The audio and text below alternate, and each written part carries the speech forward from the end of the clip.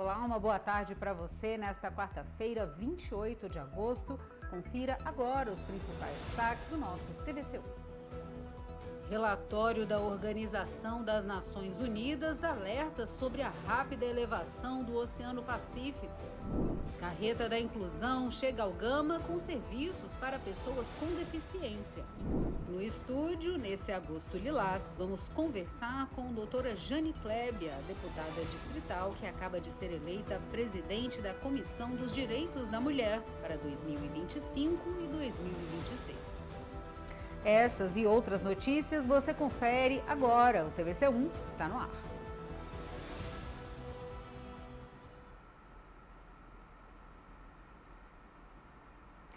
A Organização das Nações Unidas emitiu um alerta específico e preocupante em relação à rápida elevação do Oceano Pacífico. Confira a reportagem. Relatório da Organização das Nações Unidas aponta que 2 cidades do Rio de Janeiro estão em áreas vulneráveis por conta da elevação dos níveis do mar. A capital fluminense e o distrito de Atafona, no município de São João da Barra, foram citados no relatório. Segundo os dados, nos anos de 1990 a 2020, o nível do mar na cidade subiu 13 centímetros, podendo atingir a média de 16 centímetros nos anos de 2020 até 2050. O documento considera localidades dos países do G20 e mostra que entre 1993 e 2023 houve aumento médio do nível do mar superior a 9 centímetros. Relatório do painel do clima da ONU prevê que mesmo que não haja mais emissão de gases do efeito estufa na atmosfera nesse momento, até 2030, o nível dos mares ainda deve subir por conta das emissões que já foram feitas até 2016. Outros pontos do planeta, como as ilhas do Pacífico, estão em situação de perigo, uma vez que o aumento projetado para essa região está entre 10% e 30% maior que a média do planeta. Cidades como Atlantic City, Boston, Nova Orleans e Nova York nos Estados Unidos, além de Osaka no Japão e Xangai na China, também podem ser impactadas, segundo o relatório da ONU. Antônio Guterres, secretário-geral da ONU, fez um apelo para que os países aumentem os esforços para diminuir o aquecimento do planeta. Segundo a ONU, essa elevação representa uma ameaça séria para regiões costeiras, especialmente em países em desenvolvimento, onde a infraestrutura pode ser destruída e a vida das pessoas drasticamente afetada. Da infraestrutura ao lazer, os investimentos que estão sendo feitos em São Sebastião beneficiam diretamente mais de 100 mil moradores. Obras estão no DNA de São Sebastião e entre as obras em execução, boa parte é de infraestrutura, como a reforma de calçadas no bairro Morro da Cruz, pavimentação com bloquetes em 3 ruas do bairro Vila do Boa, pavimentação na via principal do núcleo rural Recanto da Conquista e a frisagem da Avenida Zumbi dos Palmares. Esporte e lazer também são contemplados. Estão no forno 2 praças lineares, nas quadras 202 e 203 do Residencial Oeste e 2 campos sintéticos na 302 do Residencial Oeste e no Residencial do Bosque. No mesmo segmento, a região ganhou recentemente 2 pontos de encontro comunitário com kits malhação na quadra 103 e na quadra 202 do Residencial Oeste. Os moradores da região estão bem empolgados e satisfeitos com as reformas feitas pelo GDF. Outra entrega foi a instalação de lâmpadas LED no Morro da Cruz e a substituição das lâmpadas convencionais pelas de LED em toda a cidade, melhorando muito a iluminação e a segurança na região. E o programa do governo do Distrito Federal, o Qualifica DF Móvel, formou mais 504 alunos com capacitação gratuita. E mais uma turma do programa Qualifica DF Móvel se formou, em cerimônia realizada na última terça-feira na Candangolândia, iniciativa inovadora do governo do Distrito Federal que leva cursos de formação em 4 unidades móveis equipadas com infraestrutura moderna. O programa visa proporcionar oportunidades de aprendizado e desenvolvimento de habilidades, contribuindo para o desenvolvimento econômico e social. Ao oferecer formação profissional em áreas com alta demanda, o programa contribui para a redução do desemprego e para o fortalecimento da economia local. Além disso, promove a inclusão social, permitindo que pessoas de diferentes origens e condições sociais tenham acesso às mesmas oportunidades. Desde que foi criado em 2022, o programa já capacitou mais de 12 mil alunos.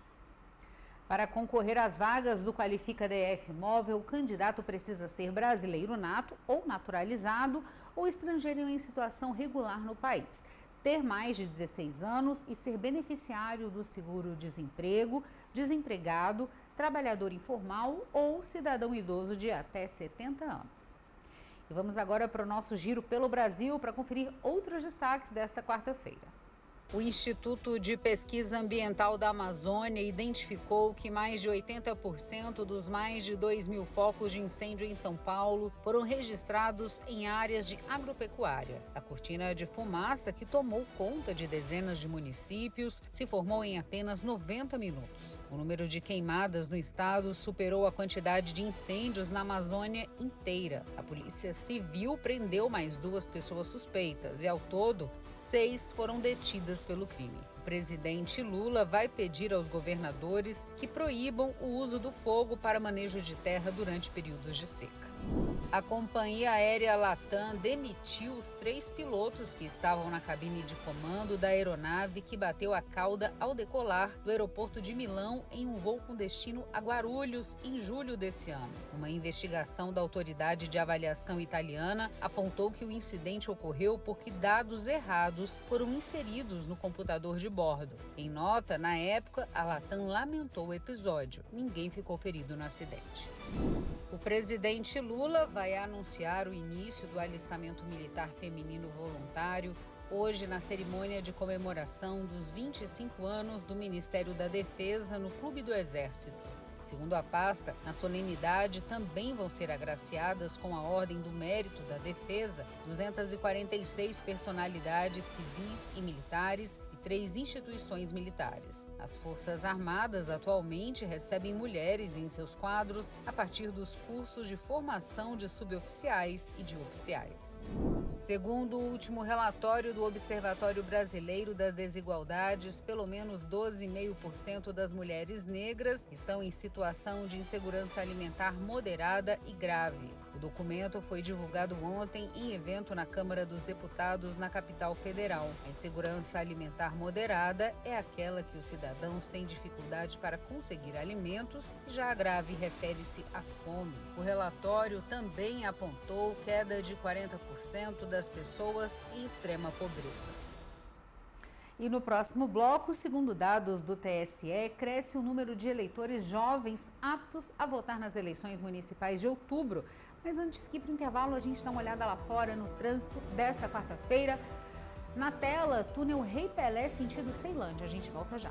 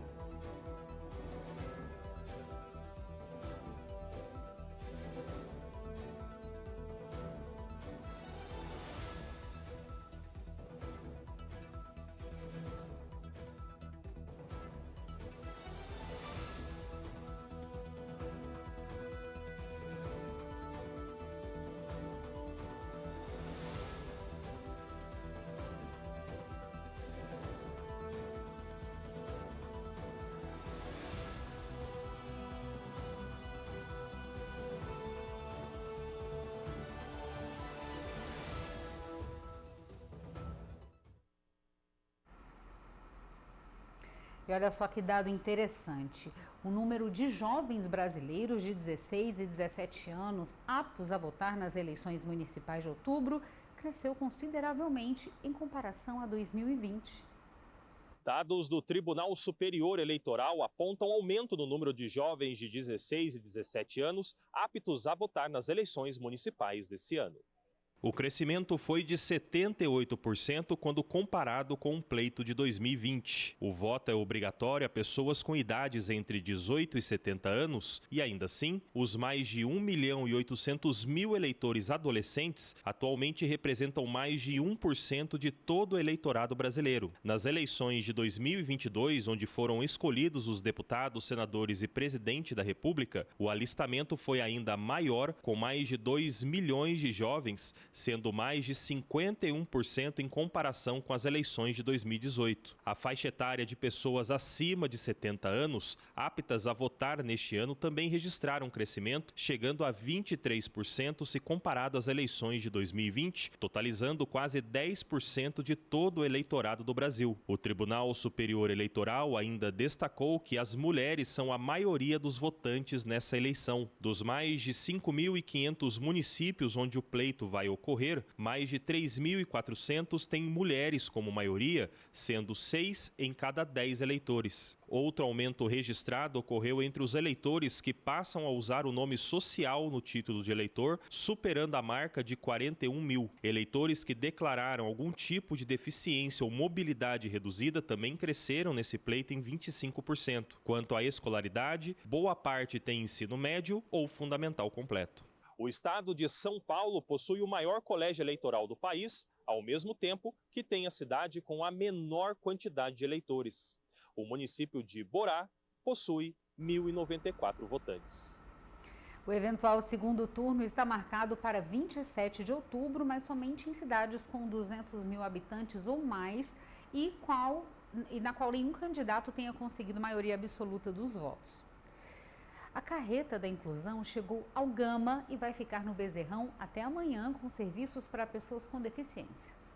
E a carreta da inclusão estacionou no estádio Bezerrão, oferecendo serviços como entrega de carteirinhas e assistência jurídica às pessoas com deficiência e com transtorno do espectro autista do Gama. A iniciativa é fruto de parceria entre as secretarias da Pessoa com Deficiência e da Ciência, Tecnologia e Inovação e vai permanecer na região até quinta-feira. Na estrutura, a população tem à disposição todos os serviços das secretarias da Pessoa com Deficiência, além de assistência jurídica oferecida pela Defensoria Pública do Distrito Federal, auxílio na emissão do cartão BRB Mobilidade, veículos do DF acessível e uma arena gamer inclusiva para crianças e jovens. Todas as atividades são gratuitas. Essa é a 4ª edição da Carreta da Inclusão, lançada em julho. A estrutura já passou por Guará, Recanto das Emas e Samambaia, tendo realizado mais de 5 mil atendimentos e entregue 1.400 carteiras de identificação. As próximas regiões a receberem a ação são Santa Maria, Planaltina, que já começa no próximo mês. E vamos agora conferir outros destaques aqui da capital federal nesta quarta-feira. O governo do Distrito Federal instituiu o Comitê de Combate à Violência contra a Mulher em estabelecimentos de lazer, proporcionar ambientes seguros para as mulheres, prevenindo possíveis casos de assédio ou importunação sexual e coibindo a violência, é o intuito do protocolo Por Todas Elas, que determina a adoção de medidas pelos estabelecimentos de lazer e entretenimento. O selo Por Todas Elas, com validade de 1 ano, será recebido pelas empresas que cumprirem todos os requisitos. Após a névoa de fumaça encobrir o céu nos últimos dias, tornando péssima a qualidade do ar na capital, o GDF vai adquirir mais 2 aparelhos de monitoramento de qualidade do ar. Os novos equipamentos vão ser instalados na área central e no lado sul do DF, com o objetivo de expandir a capacidade de medição. O investimento total será de aproximadamente R$4 milhões. A primeira reunião da comissão responsável por elaborar o plano para episódios críticos de poluição do ar está marcada para amanhã.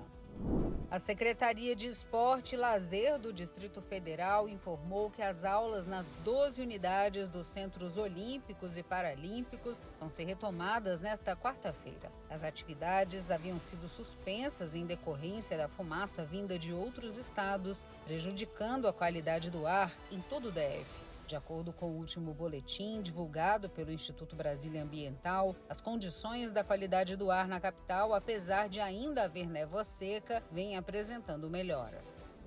O trânsito na Estrada Parque Indústrias Gráficas vai sofrer alterações devido às obras em andamento na região. A partir das 8 da noite de amanhã até o dia 2 de setembro, apenas a faixa reversa no sentido plano piloto estará em funcionamento. A intervenção tem como objetivo agilizar as obras, aproveitando o período de estiagem na capital. O Departamento de Estradas de Rodagem está adotando medidas de segurança com a instalação de uma nova faixa de pedestres e a presença constante de equipes para monitoramento. No próximo bloco, nós vamos conversar com a doutora Jane Klebe, a deputada distrital, que acabou de ser eleita presidente da Comissão dos Direitos da Mulher para 2025 e 2026. Mas antes de seguir para o intervalo, a gente dá uma conferida no clima dessa quarta-feira, que aqui no Distrito Federal registrou mínima de 17 graus, a máxima vai a 29, com alerta laranja de baixa umidade, que chega a 25%. Somando aí 127 dias sem chuva aqui no DF e a gente volta já.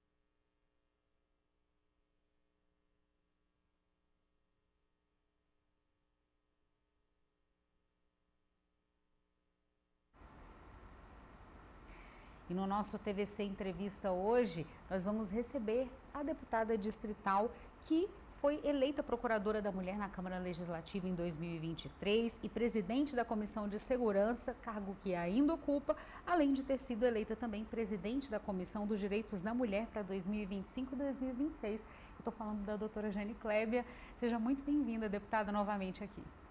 Eu que agradeço o convite, é sempre um prazer estar aqui, Rafael, falando com você. Temas tão relevantes.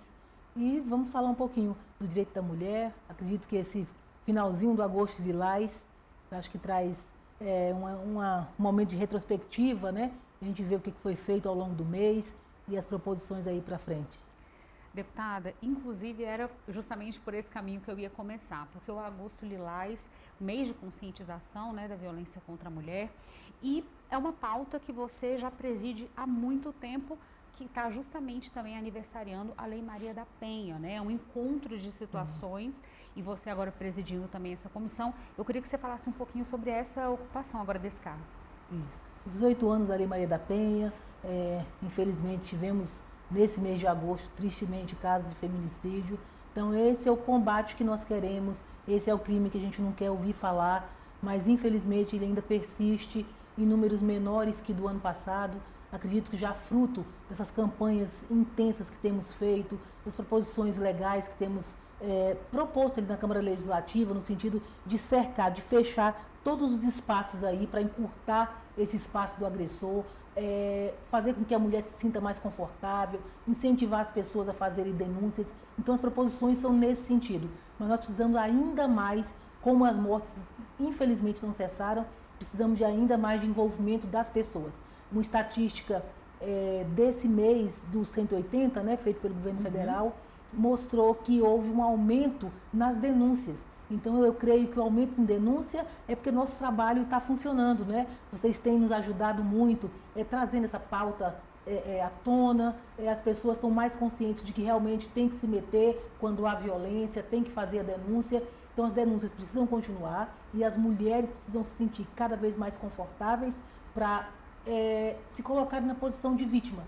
Primeiro se reconhecerem como vítimas, se colocarem nessa condição e serem acolhidas, sem que a gente devolva para ela o olhar de recriminação, devolver para ela, por exemplo, a culpa pela violência que ela sofreu. Então tudo isso é um aprendizado. Então nós temos caminhado nesse sentido. A Comissão do Direito da Mulher, criada pela Câmara Legislativa, vem nesse sentido. Nós tínhamos diversas comissões, saúde, educação, de infraestrutura, mas faltava a Comissão do Direito da Mulher. Porque nós estamos na capital do país, precisávamos mandar esse recado para todo o Brasil. Outros estados já estavam contemplados com essa comissão e nós não tínhamos. Qual é a função da Comissão de Direito da Mulher? Toda e qualquer proposição que chegar por meio dos 24 parlamentares que tenha a ver com a mulher, qualquer política pública para a mulher, então ela passa pela comissão. Na comissão, ela recebe parecer, então há um debate mais aprofundado, para que aquela lei saia mais redondinha, melhor discutida e tenha mais efetividade. Então a Comissão do Direito da Mulher, além da representação, além do simbolismo, ela vem para debater de forma mais intensa todo e qualquer tema que envolva a mulher no DF. E para mim, presidir essa comissão é simbólico, eu me coloco nesse lugar de deputada da mulher, a deputada que coloca o seu mandato à disposição das mulheres e para pensar essa política pública, não do ponto de vista do executivo, né, mas do legislativo, mas fazendo essa interlocução com o legislativo e com outros, com ONGs, né, com outros setores que debatem a política da mulher. Então, estou vindo com muita felicidade, com muita vontade para essa comissão. E ela já vai ter vigência agora, estamos naquele momento de instalação da comissão, arrumar um espaço, uma sala ali, a organização física dela, e ela vai começar a atuar analisando essas proposições que chegam à Câmara que se referem à mulher. Deputada, você falou sobre esse título, Deputada da Mulher, e a gente percebe que a sua atividade caminha muito por esse rumo mesmo. Eu não posso deixar de lembrar sobre a Lei Conheça Seu Par, que vai entrar, inclusive foi sancionada, né, e vai entrar em vigor. Gostaria até que você falasse sobre isso. Isso, a gente, desde o meu período de delegada, eu buscava, na minha atuação, enxergar a mulher como essa coisa principal. É como se eu fizesse um recorte no meu trabalho de delegada. Então, uma atenção maior, mais visibilidade, participar da rede de proteção, onde tinha um tema, um assunto referente à mulher, e com isso eu fui ganhando credibilidade junto às mulheres, até para ter mais fala, para chegar nos lugares com essa representação, com essa responsabilidade. E na Câmara não podia ser diferente. Então tem um mandato que é voltado para Brasília, que cuida territorialmente das cidades, da minha saída norte, que é onde eu moro e atuei a maior parte do meu tempo, mas com certeza 60% do meu mandato eu digo que o eixo é a defesa da mulher. Então nós procuramos estar como mandato em todos os lugares que se debate a política da mulher. E nos colocando à disposição, porque muitos encontros e conversas redundam no entendimento de que faltou, ou que falta uma lei, falta alguma coisa para fechar uma brecha ou para criar uma oportunidade. Então, nesse momento, a gente se coloca como essa possibilidade. Eu recebo no gabinete muitas pessoas que levam coisas prontas para nós. Falo, doutora, tem um projeto de lei que eu sempre pensei e tinha vontade, que é em defesa da mulher. Então, a gente vê se tem consonância com a nossa realidade, com o que já existe, porque tem muita coisa produzida. E a gente acha assim, não tem. Quando você vai ver, já tem uma lei, às vezes vigentes há 2, 3, 4, 5 anos e que não teve efetividade. Então não é só produzir, é entender esse arcabouço jurídico, legislativo que já existe e, de acordo com a vontade das pessoas, que a gente está ali para isso, a gente se junta e propõe algo que vá somar, revogar alguma legislação que talvez não esteja em funcionamento ou melhorar ali algum artigo. Então, eu tenho trabalhado muito na parte legal, mas também nessa interlocução com o governo. A Secretaria da Mulher do Governo de Brasília funciona muito bem, ela é muito proativa. Inclusive, foi criada uma subsecretaria, que me deixa muito feliz, para implementar os comitês de proteção à mulher, que é um projeto de lei de minha autoria, uma das minhas primeiras leis que foram aprovadas já estão em execução. Já temos um comitê instalado no Itapuã, temos um em Ceilândia, inauguramos semana passada um no Lago Norte e o próximo provavelmente será Sobradinho. Mas a ideia é que todas as RAs do DF tenham um local físico, chamado de Comitê de Proteção à Mulher. Lá terão comissários, que são pessoas treinadas e preparadas para fazer esse acolhimento. Acolher e indicar a mulher onde está no território essa rede de proteção, que hoje no DF ela é robusta, ela é pouco conhecida, mas ela existe, ela está aí e em alguns locais, infelizmente, até ociosa, trabalhando menos do que o potencial que ela tem. E nós temos muitas mulheres que precisam ser atendidas, só não sabe onde procurar ajuda. Sim. Então o comitê vem nesse sentido, de integrar essa rede de proteção, acolher essa mulher e orientá-la. Isso tem a ver com essa complexidade, com esse conjunto de ações que nós temos proposto a partir da Câmara Legislativa para ajudar a mulher no conjunto e redundar na redução da violência, que é o nosso objetivo maior. Diminuir a violência, tornar a mulher mais confortável, mais segura, para trabalhar, criar seus filhos, descobrir seu potencial sem um risco, sem um medo, sem um susto de ser agredida na rua, de ser agredida pelo companheiro, de não ter para onde correr quando se sentir ameaçada. Então, o nosso trabalho é incansável nesse sentido.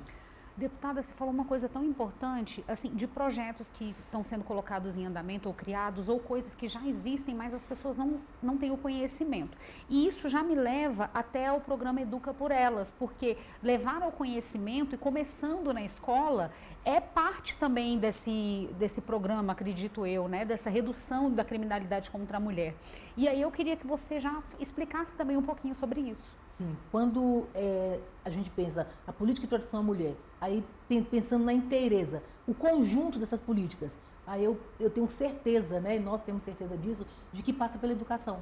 Você precisa formar cidadãos conscientes. Isso começa onde? Lá de forma lúdica, na primeira infância, no ensino médio, que já são adolescentes, que estão ensaiando ali os relacionamentos. Então, esses adolescentes e essas adolescentes é que precisam, ela entender qual é o papel dela na sociedade, ela como mulher, o que ela tem direito, que xingamento, agressão, quebrar o celular dela, proibi-la de usar essa roupa ou aquela, falar com aquela menina, que isso não é cuidado, que isso não é amor. Na verdade, isso é possessão. Sim. Então, esses ensaios de comportamento machista, misógino, começam na adolescência. Então, a gente precisa treinar já esses jovens para entender que amar é respeitar, é cuidar, é proteger, é não vigiar, é não ser dono. Então, a educação tem esse papel. E aí, de forma lúdica, nós vamos, esse projeto Educa por Elas leva para as escolas, né, de ensino privado, ensino público, uma semana de debate. Então, a lei determina Legal. que uma semana os alunos têm que, de maneira transversal ali, os professores vão encontrar o jeito mais adequado para aquela idade, para aquela fase, né, que aqueles alunos se encontram, mas para fazer esse debate do respeito à mulher, da diversidade, da não violência. E isso vai sendo introjetado por eles como um comportamento natural. Aí sim nós vamos ver a não violência, quando esses comportamentos começarem a fazer parte do dia a dia. E para isso precisamos fortalecer a educação, levar esse debate para a educação. Então nós temos políticas públicas, hoje são trabalhadas para conter a violência quando ela já aconteceu, para fortalecer a mulher quando ela quiser ajuda e pensando na prevenção, formar cidadãos mais conscientes da não violência.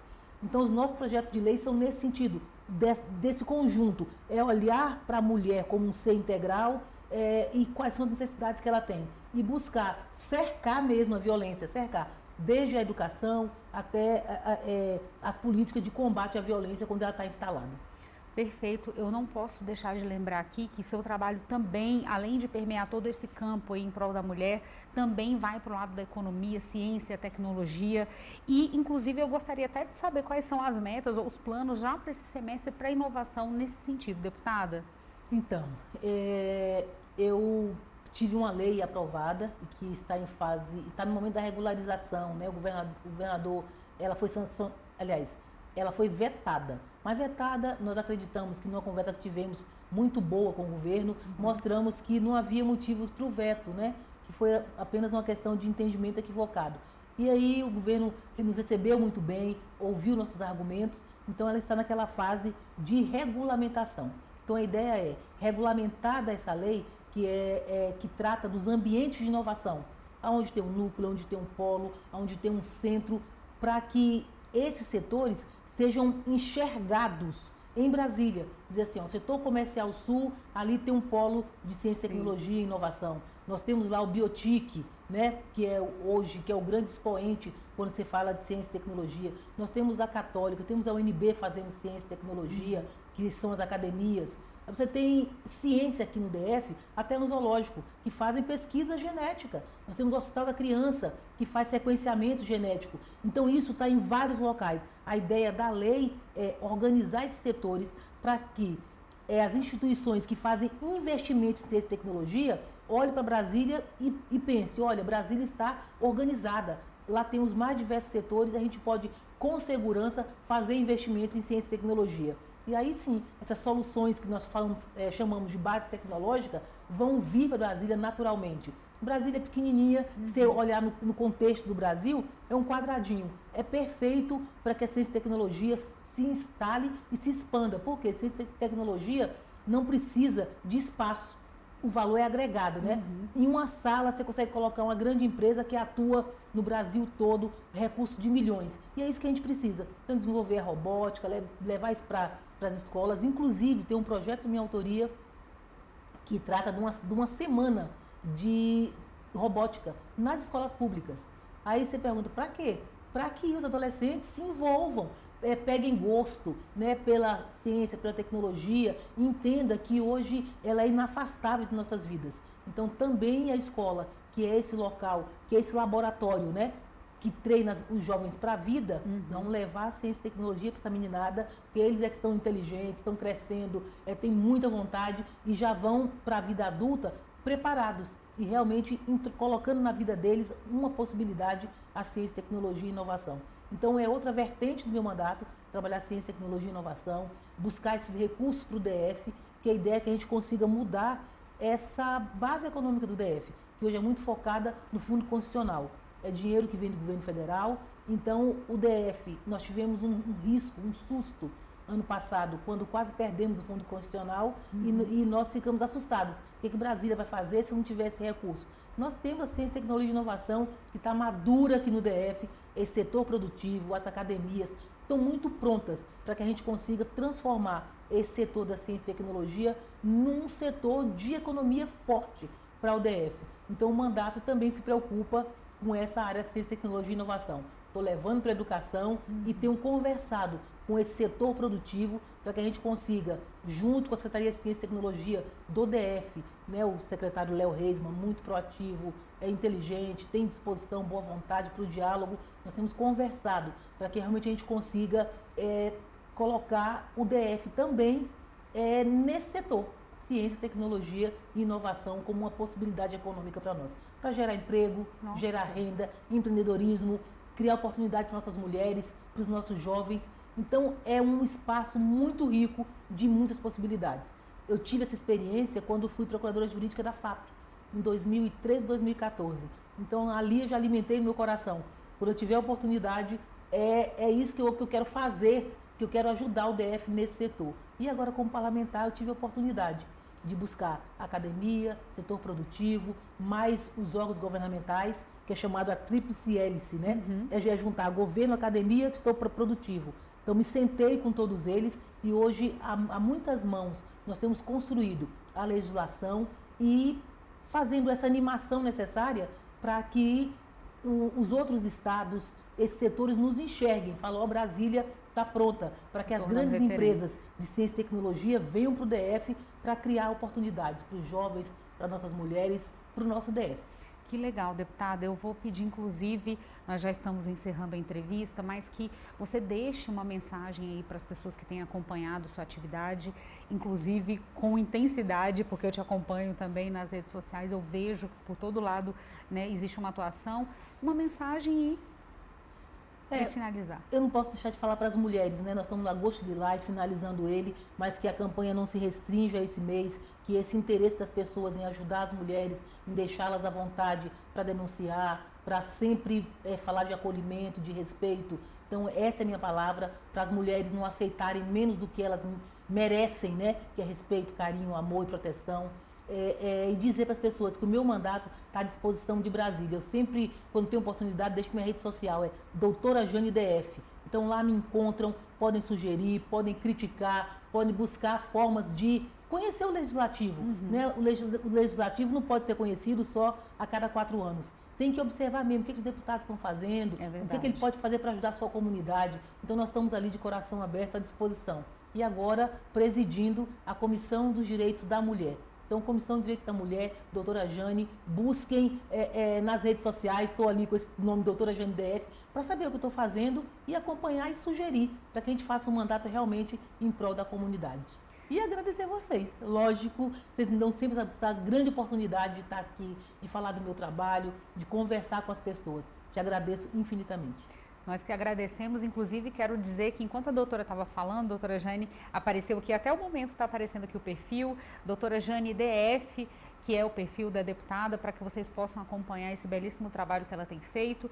E, deputada, eu só posso agradecer mais uma vez sua presença aqui, eu sei que a agenda é sempre muito corrida, mas a gente agradece muito aqui o seu tempo. Você, TV Cultura, sempre parceiras, sempre difundindo, né, os bons projetos para o DF. E eu me sinto honrada quando sou convidada para estar nesse espaço. Muito obrigada.